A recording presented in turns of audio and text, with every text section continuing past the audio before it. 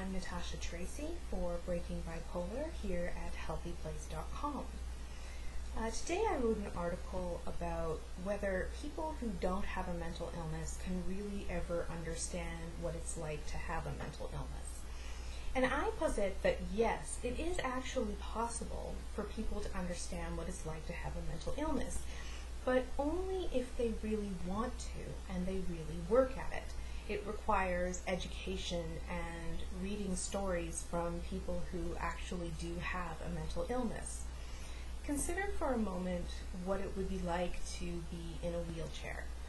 I think about this and I think to myself, well, I can understand some of the challenges that would be.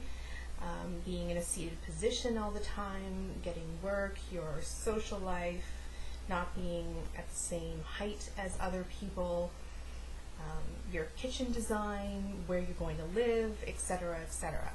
I can think of many of those challenges, but I think that I would be missing the big picture of what it is actually like to live in a wheelchair, because I don't actually know anyone who's in that situation, and I actually haven't gone to the lengths to educate myself, and I actually haven't read real stories of people in that scenario. So I think to myself, even though it's a very common condition, even though I wouldn't consider there to be any stigma around it, I personally don't think there's anything wrong with it and have no problem. I don't think that I would necessarily really be able to put myself in that position because I haven't done the work. And I think that mental illness is the same.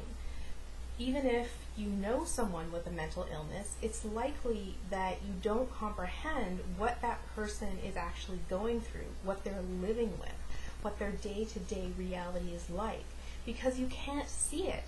At least with a wheelchair, I can see that that person is in that particular position, and so at least that gives me some kind of idea of what that person must be living with. With mental illness, you have nothing.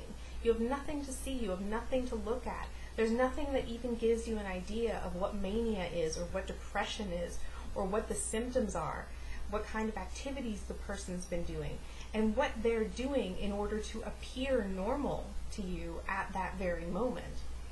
But, like I said, I think that if you as a person without a mental illness were to actually do the work, read stories from people who have that illness, and actually really educate yourself, I believe that you could have a notion of what it was really like to live with that illness.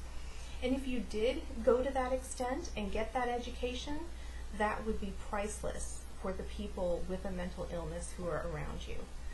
My name is Natasha Tracy, and this is Breaking Bipolar.